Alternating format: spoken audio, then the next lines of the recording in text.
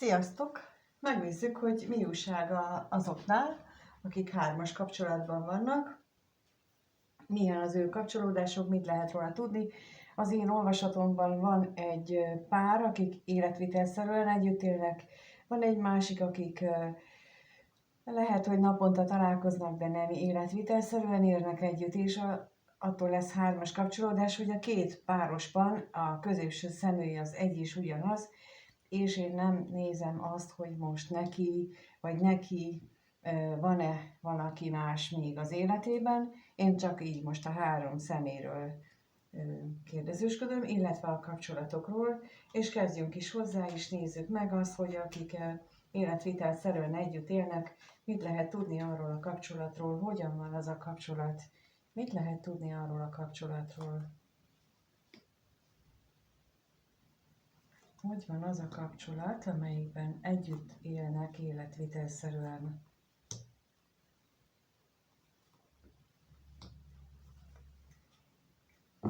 Itt úgy látom, hogy mind a ketten tulajdonképpen az égiekre bízták a sorsukat.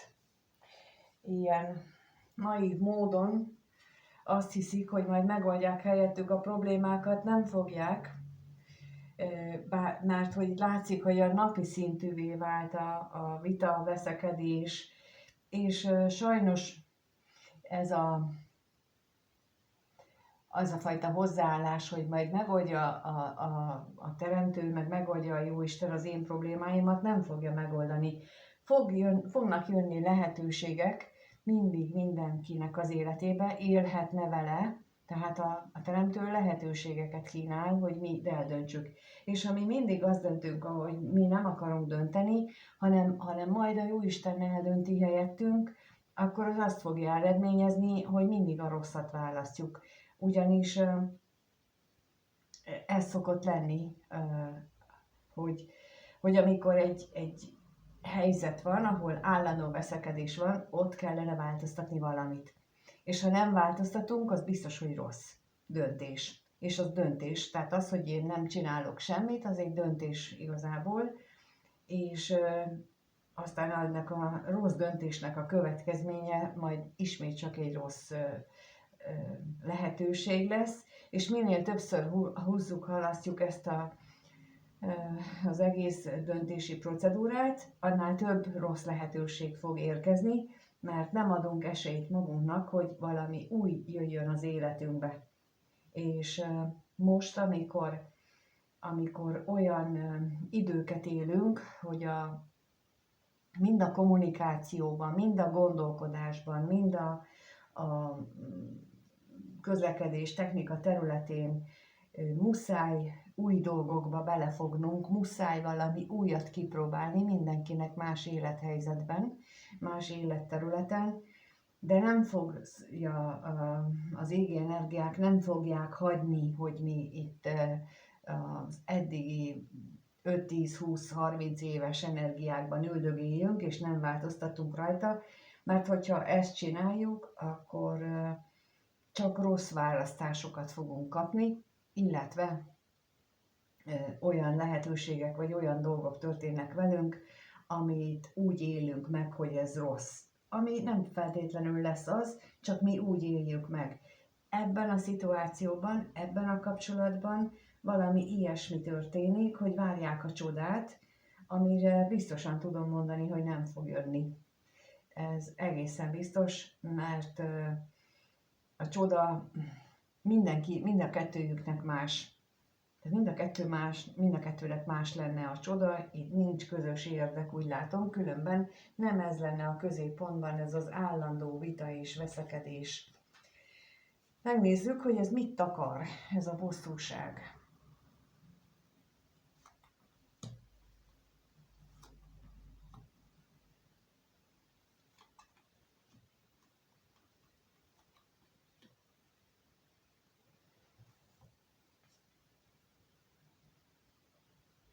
Ez a tartós magányú párkapcsolatot mutatja, ami már jó ideje tartós magányban van, jó ideje nincsen meg benne az a fajta tűz, az a fajta élet, ami éltető, itt igazából a romboló tűz van meg benne, és ez is azt mutatja itt a bosszúság lapjával, az a romboló tűz az, amikor úgy veszekszik valaki, hogy mind a kettő a másikat lefelé húzza. És ez a lefelé húzás, ez ott annak mond valamit, és ott nyer igazán értelmet, ha tisztában vagyunk azzal, hogy mit jelentenek a tudatszintek, tisztában vagyunk azzal, hogy hogyan hat rá az életünkre a tudatszintek le vagy fölfelé mozgása, és ez a lefelé mozgó tudatszintet jelöli itt, hogy egyre lejjebb süllyedünk, ami aztán nagyon könnyen tud betegségeken keresztül akár halálhoz is vezetni. Viszont mindenkinek ott van lehetősége, mint ahogy az előbb mondtam, hogy döntsön úgy, hogy megpróbálunk valami újat. Valami, amit eddig még nem. És bizony itt nagyon sokszor kell azt csinálni, hogy egy nagyon nagy lépéssel el kell hagyni a komfortzónát.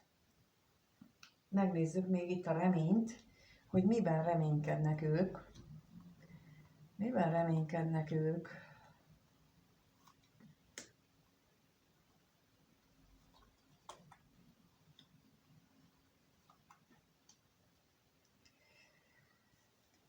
Abban reménykednek, hogy nem kell elhagyni a múltat, nem kell valami újat csinálni, mert attól félnek, és itt azt okolják, hogy valójában itt minden afelé nyomja őket, de ők nem akarják, ők nem akarnak változtatni rajta.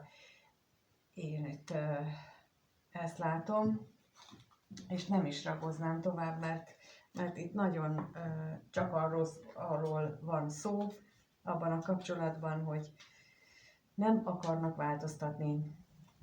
Megnézzük a másik kapcsolatot, hogy ott milyen a kapcsolat jellege, akik nem élnek együtt, abban a kapcsolatban milyen az a kapcsolat.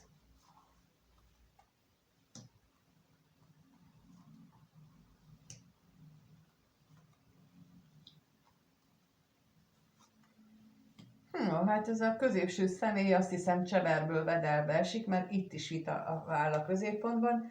Itt a vitát az okozza, hogy nem akarják a kapcsolatukat magasabb szintre léptetni, emiatt aztán lehet, hogy a harmadik személynek vannak állandó beszólásai, viszont itt az is látszik, hogy itt mély lelki kötődés is itt van, de ez, higgyétek el, nem jó, hogyha ezt állandóan a másik személy orra alá dörgeli, akkor ebben az esetben az a megoldás, hogy akkor bontani kell a kapcsolatot, tehát valakinek lépni kell. Itt mind a két kapcsolatban, most itt is azt látom, hogy mind a két kapcsolatban az lenne a cél, hogy valaki lépjen. A társ, a harmadik személy vagy a középső személy, valakinek valamit csinálni kellene, hogy ez a pillanatnyi, vagyis hát ez a régóta fennálló energia megmozduljon, mert mint ahogy mondtam, ezt nem fogják szó nélkül hagyni, és ez mindkét kapcsolatra, mivel itt is a bosszúság jön ki, ez mindkét kapcsolatra kihatással lesz, bármelyikben is történik valami. Megnézzük akkor itt a bosszúságot, hogy mit jelent. Ugye ez egy teljesen más pakli, amiből csinálom, tehát nem az van, hogy a másikat úgy raktam össze, meg nem kevertem meg, hanem itt ez egy teljesen másik dolog. Hát itt, ha te idősebb vagy, mint ő, akkor ő neki a nehézséget az okozza, hogy nem tudja elképzelni a veled való kapcsolódását, illetve hogy esetleg, hogyha kapcsolódnátok, akkor ő hogyan tudná megoldani a munkáját, az életét. Ha nem erről van szó, akkor pedig a társától nem tud úgy megszabadulni, mármint így pozitív értelemben, hogy nem tudja otthagyni a társát. Ugye, amit az előbb is mondtam, ott éreztem, hogy ott nem akar egyik sem lépni, ott mindegyik el van abba a kis megszokott világába, még akkor is, hogy ha nagyon rossz. Aki nézi ezeket a kapcsolatokat, vagyis a kapcsolati traumaoldásos videókat, ott náluk lehet tudni azt, hogy, vagyis ott elmondtam, hogy vannak az úgynevezett sztrókok, tehát mindannyiunknak szükségünk van különböző interakciókra, ezeket hívja a pszichológia sztrókoknak, és még hogyha azok negatívok is, mindegy, csak kapjuk meg. Ezért maradunk benne kapcsolatokban, mert félünk, hogyha változtatunk, akkor semmilyen sztrókot, semmilyen interakciót nem fogunk kapni, és a biztos rossz is jobb, mint a semmi, és ez a motivációja annak, ami bennünket tart, egy rossz kapcsolatban tart, ez a pszichológiai megközelítése. Tehát ez a stroke várás az, ami itt tartja őket, és ez a kiváltó oka leggyakrabban a játszmázásnak is, hogy mindegy, hogyha pofont ad, akkor is csak adjon, mármint ha képletesen, vagy hát fizikálisan is nyugodtan, tehát akkor is csak adjon már valamit, mert hogyha megnézitek, akkor például amikor a csendelverés van, akkor annak a játszmázó félnél, aki ezt csinálja, annak az a szándéka, hogy a másikat rábírja, hogy az interakció hiánya miatt beadja a derekát, és akkor azt csinálja. Itt is ilyesmiről van szó, mint a másik kapcsolatban, tehát folyamatosan azt érzékelem, hogy mind a kettőben egyfajta kivárás van, nem lesz jó eredménye. Megnézzük akkor, hogy milyen gondolataik vannak egymással kapcsolatosan, mit gondolnak ők egymásról, itt kettőt kérnék szépen az együtt élő társnál, vagy a kapcsolatban a társnak a gondolata a középső szeméről, és a középső személy gondolata a társról.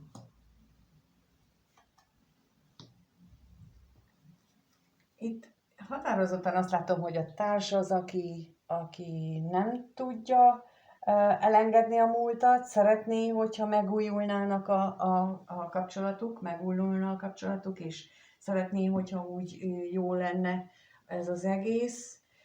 Ő az, aki nagyon ragaszkodik ahhoz, hogy de ez egy régi kapcsolat, és jó volt ez régen, és ebből még lehet jó dolog is, főleg, hogyha vannak gyerekek, akkor meg kifejezetten azt arra hivatkozik. Megnézzük akkor, hogy ezekről mit tudhatunk meg.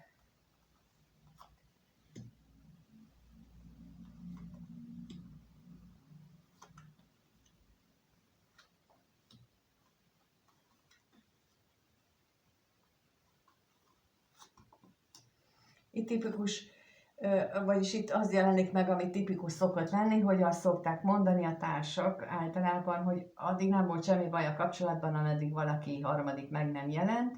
Ez fordítva igaz, tehát a harmadik azért jelenik meg, mert a kapcsolatban szőnyeg alá söprött problémák tömkelege volt, amivel nem foglalkoztak, és azért jelenik meg a harmadik, hogy erre valamiféle lehetőséget adjon.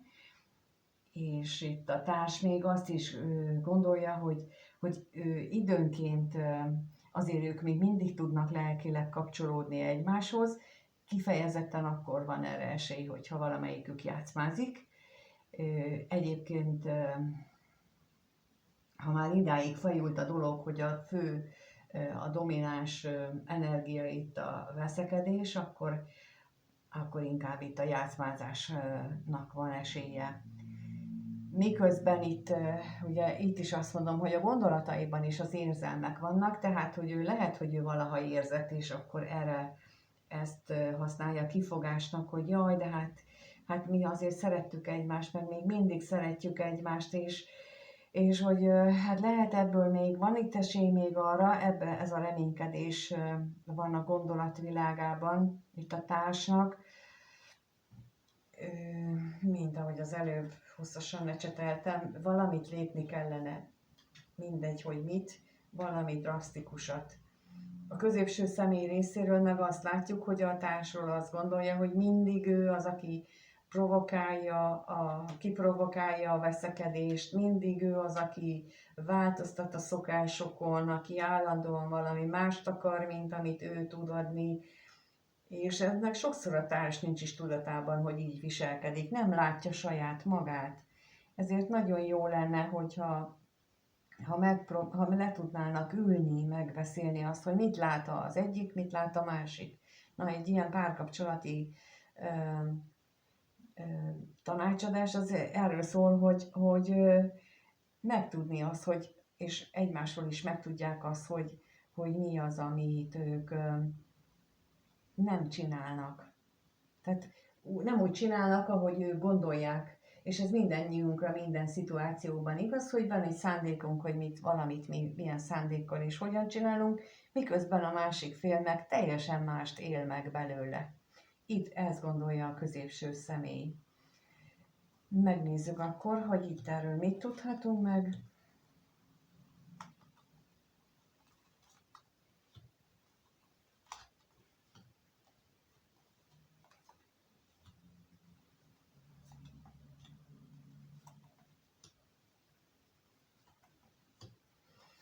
És mint mondtam ott az előbb, hogy itt vannak jobb szakaszok, de a középső személy nem úgy éli meg, hanem úgy éli meg, hogy állandóan arra van ő emlékeztetve, hogy megígérted, hogy majd gondoskodsz rólam, meg megígérted ezt, meg megígérted azt is, és folyamatosan olyan helyzetbe kerül ezáltal ő is, meg mindketten, amit olyan körülmények jönnek, ami hát borzasztóan nehezen él meg a középső személy is, meg a társ is. Mert itt, mondom, kibeszéletlen dolgok vannak, és bizony eljut egy kapcsolat odáig, hogy ők már nem is tudnának, őket nem tudnak egymással beszélni, hanem kellene valaki közvetítő közéjük, mert hogy ők nem tudják már megbeszélni a dolgokat. Itt határozottan ezt érzem, hogy kellene valaki, aki azt mondja, hogy jó, akkor meghallgatlak téged, meg téged, és akkor utána üljetek össze, és akkor mondd el neki is azt, amit nekem, meg nekem is azt, amit neki.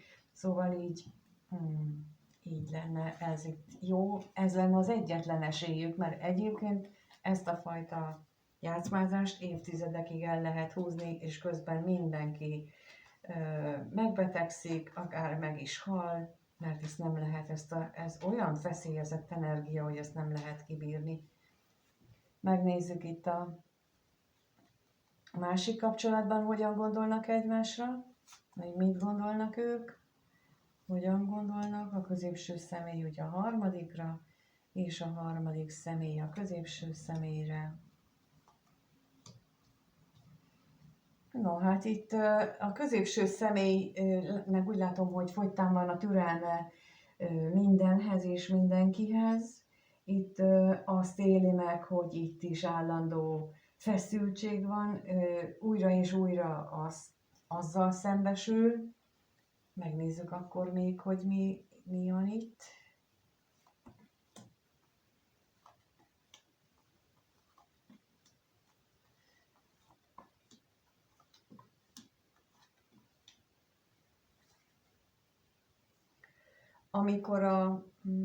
Amikor találkozásra kerülne sor, akkor ott gyakran már csak ilyen megszokás alapú találkozások vannak, és már azok az újdonságként ható dolgok, amik régen voltak, azok nincsenek, azok így kivesző félben vannak, legalábbis a középső személy így gondolja. De mint mondtam az előbb, ennek az az oka leginkább, hogy ő teljesen elege van minden másik kapcsolatból, meg itt is abból, hogy állandó azt kell lássa, hogy a harmadik személy mindig szomorú, mindig rosszkedvű, neki ehhez nincsen igazából hangulata, hogy még itt is azt lássa, mint otthon. Miközben a harmadik személy meg úgy éli meg, hogy itt minden tönkrement, minden rossz irányba halad, minden kiürül, nem működik. Megkérdezzük azt, hogy miért van itt ez a az utazás is, meg a többi.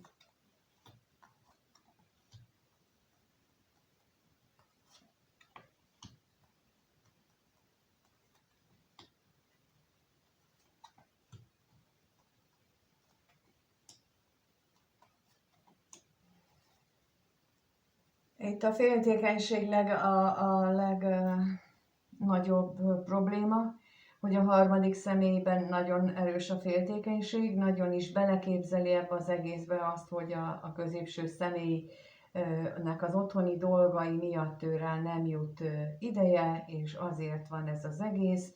Miközben lehetséges, hogy, vagyis pontosabban igaza van, csak nem úgy, ahogy ő gondolja, mert itt a középső személynek valójában tényleg elege van abból, amit otthon tapasztal, és úgy látom, hogy itt is bizony gyakran számon kérik, hogy nem ezt beszéltük meg nem így volt, és ez okozza azt, hogy a középső személynek annyira elege van mind a kettőből, és tulajdonképpen itt a harmadik személy, megint csak azt tudom mondani, amit az előbb is mondtam, hogy ha ő lépne bármit, akkor megmozdítaná az energiákat, ami jelenleg pangál, és nem mozdul sehova előre. Megnézzük most akkor az, hogy milyen érzések vannak itt a két kapcsolatban. És leestek egy része leesett a kártyáknak. Leesett, de nem fordult meg, csak leestek, úgyhogy megnézzük akkor, hogy az együtt élő kapcsolatában milyen érzések vannak. Először a társtól kérek kettőt, a társ érzéseiről, és a középső személy érzéseiről is kettőt.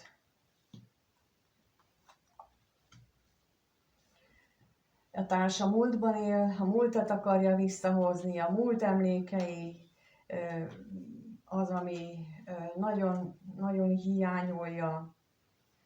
Még erről mi tudhatunk meg?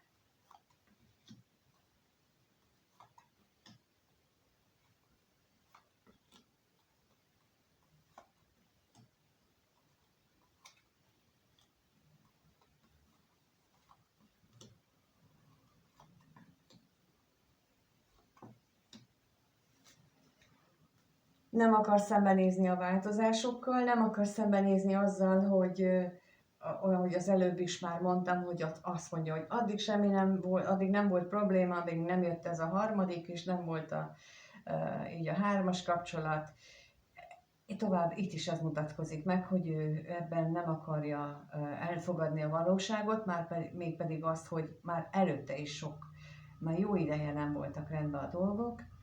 Ebben tudok én segíteni nagyon sok mindent, amikor főleg egy vállás után, például amikor oldásokat csinálunk, hogy akkor azok, amikkel nem akar szembenézni valaki, akkor abban tudok, hogy akkor nézzen szembe, és akkor ez hozzásegíti őt a változtatáshoz, a saját életének a jobbátételéhez, illetve ha vannak gyerekek, itt is a gyerekeknek, és az én szempontomból mindig az, hogy ők a lehető legkevesebbet kapjanak már meg ebből a nyomorúságból, amit itt látunk, mert hogy ez olyan fajta kapcsolat, amiben mindenki bánt mindenkit, szándékosan vagy nem szándékosan, de mégis így történik. És itt a társnak én azt gondolom, hogy mivel a középső személy láthatóan nem képes változtatni, a társnak kellene lépni, de mindannyian féltik a vagyont, féltik azt, hogy jaj, mi lesz, hol fogok lakni, hogyan fogok élni, és nincsen hitük, nincsen meg az a bizodalom bennük, hogy jól fog alakulni. Hát nem éppen biztos, hogy jutni fog arra, hogy annyit és úgy nyaraljunk és kiránduljunk, ahogy eddig, de élni fogunk, és nem abban a feszült idő állapotban, ahogy eddig. És azt szerintem pénzzel nem mérhető, hogy az mennyivel jobb állapot. Ez lenne jó, hogyha ezt így felismerni a társ, és ennek megfelelően valamit változtatna a hozzáállásán, az élet, vagy a gondolkodásán, vagy a szóhasználatán, kinél mi. A középső személynél, meg az érzéseknél az látszik, hogy itt mindent úgy lát, hogy itt veszteség, itt minden borult.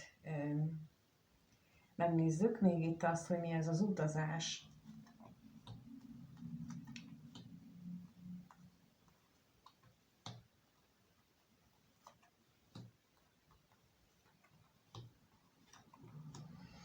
Nagyon fél attól, hogy elveszti a maradék kis vagyonkáját, hogyha ő bármit lépne, és itt ugye ugyanezt látom a társnál is, azért mondom, hogy itt valószínűleg ez a kis vagyonka az, ez a kis vagyonka az mindenkinél mást jelent. Ez ami őket egymás mellett tartja, mint egy rablánc összeköti őket, és nem engedi mozdulni, mert attól félnek, hogy akkor ők, mi lesz velük. Ezt a kockázatot vállalni kell, mert minden jobb, mint egy ilyen. Hát, nem tudom, megnézzük a másik kapcsolatot.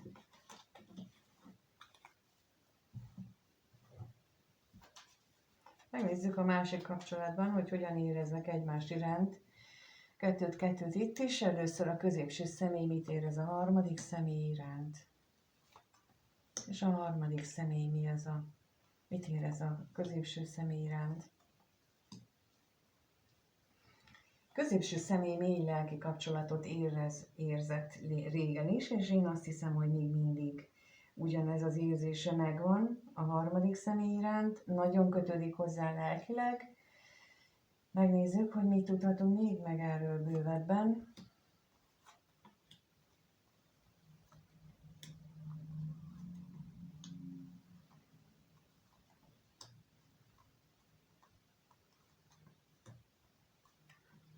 És ezt a mély kötődést nehezíti meg amit az előbb is mondtam, hogy vannak itt ilyen verbális, szóbeli kirohanások a harmadik személy részéről, számonkérések, mondjuk így, amelyik megnehezíti azt, hogy ez a mély lelki kötődés az megmaradjon. És itt követelőzések is lehetnek akár, amit a középső személy így él meg. És nagyon fontos, hogy ő úgy éli meg, mert ehhez szokott hozzá. És hiába akarja a harmadik személy az, hogy de hát ő megmutatja neki a jobb életet, nem tudja befogadni, mert nincs azon a tudatszinten.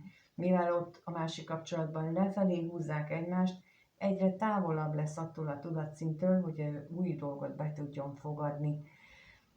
És ez a lényeg, hogy a harmadik személynél sokszor tapasztalom azt, hogy mondják, hogy de hát mutatjuk neki, hogy mert így is lehetne, nem képes a középső személy, mert nincs azon a rezgés szinten, azon a rezgés állapotban, hogy ő ezzel tudjon élni, hogy ő ezt be tudja magába integrálni, el tudja fogadni, egyáltalán tudjon rajta gondolkodni, nincs rajta, nincs olyan benne. Ő most csak azt éli meg, hogy még itt is kötözködnek vele, és hiába ez a nagy mély lelki kötődés egyszerűen nem képes. A harmadik személynél meg hát ő azt hiszi, vagy úgy éli meg érzésileg, hogy a középső személy az hátat fordított a kettejük kapcsolatának, és ugye az előbb is pont ez volt, hogy itt ürességet érzékel, gondolatban is, és érzelmekben is ez mutatkozik meg. Megnézzük, hogy mit tudhatunk még meg erről.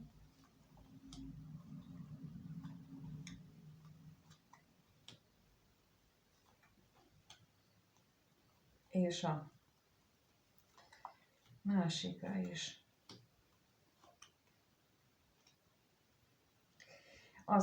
Azt érzékeli, vagy úgy érzi a harmadik személy, hogy titkolózik előtte a középső személy, állandóan az otthoni dolgokon jár az esze, és nem tudja, meg nem is akarja már a kettejük kapcsolatában azt adni, amit korábban adott.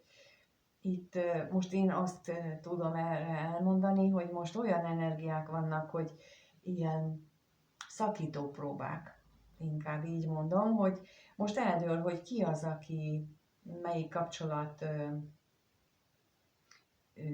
életképes, vagy melyik kapcsolat az, amelyik nem.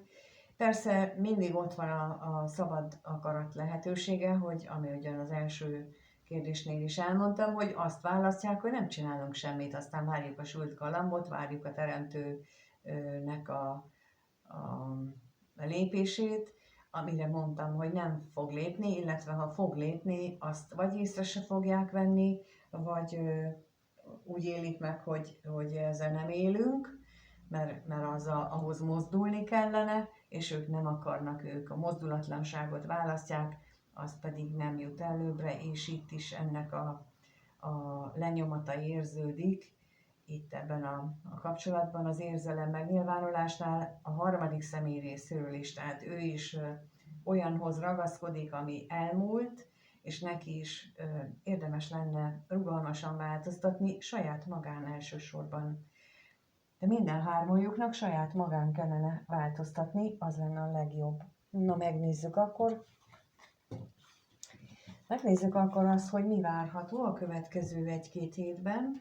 Először abban a kapcsolatban, akik együtt élnek, mi várható az ő kapcsolatukban, az együtt élők kapcsolatában, mire lehet számítani.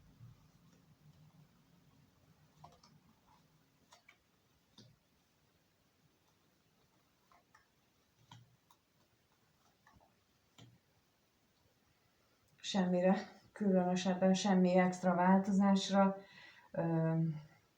Itt továbbra is mindkettő azt szajkozza, azt a régi sémát, mondogatja, hogy az ő kapcsolatuk az egy nagyon tartós, stabil kapcsolat is, és annak meg kell maradnia. Nagyon nehéz idők várnak rájuk. Én erre azt tudom mondani, hogy ha ezen nem változtatnak, nagyon-nagyon nehéz. Megnézzük, hogy mit jelent a kevés pénz.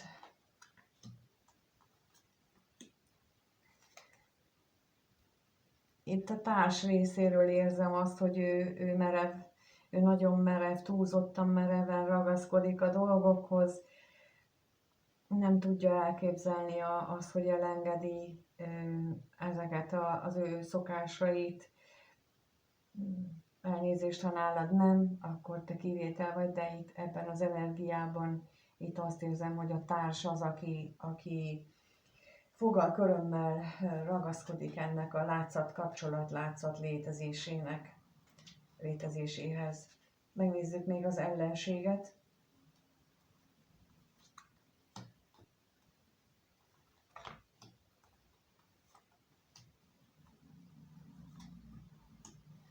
Nagyon megváltoztak a dolgok a múlthoz képest, bár reménykedik még mindig itt a társ, megint csak őt érzem, hogy azért ebből van visszaút. Mondtam, nagyon drasztikus lépés kell ahhoz, hogy legyen visszaút. Ez annyira elment ez a kapcsolat már, és nagyon-nagyon nem olyan jók jönnek, mint amire számítanak az emberek. Általában sem, meg ebben sem. Megnézzük, hogy hogyan alakul a másik kapcsolat a következő 1-2 hétben. Hogyan alakul a harmadik személy és a középső személy kapcsolata a következő 1-2 hétben.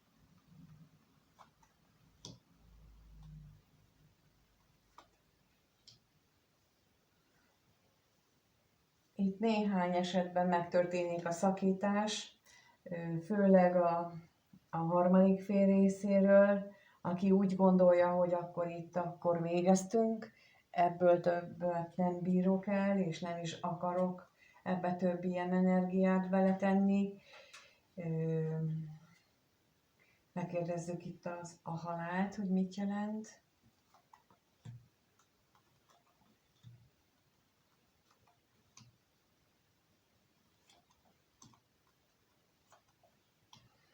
Lehet, hogy lesz kommunikáció közöttük, amelyik nem azt nem azt fogja hozni, amire számít, mondjuk például a harmadik személy, mert itt megint megjelent az, hogy itt vitára is lehet számítani, egy elég fájó, mély vitára, ami aztán, aminek a következménye aztán lehet pontosan ez a válás, vagy egyeseknél akár az is lehet, hogy valami nagy változás történik, de a hozzáállásban az, hogy megérti azt, hogy mi történik a középső személlyel, vagy a középső személy fogja megérteni a harmadik személynek a nézőpontját, ez is benne van itt a pakliban. Megnézzük még akkor az utazást.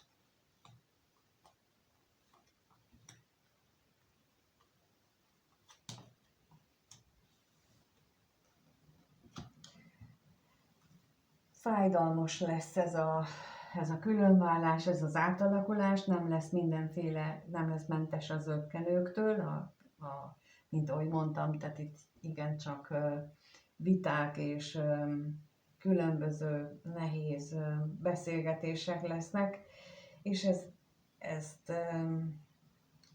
ezen át kell menni. De mint ahogy mondtam, hogy nagyon fontos, hogy legalább a 3-ból egy valaki lépjen, és itt olyan, mintha ez a harmadik személy, vagy mindegy, hogy melyik ő kezdeményez ide, itt valaki meglépi ezt a kis lépés kell hozzá, és akkor megváltoznak a mintázatok.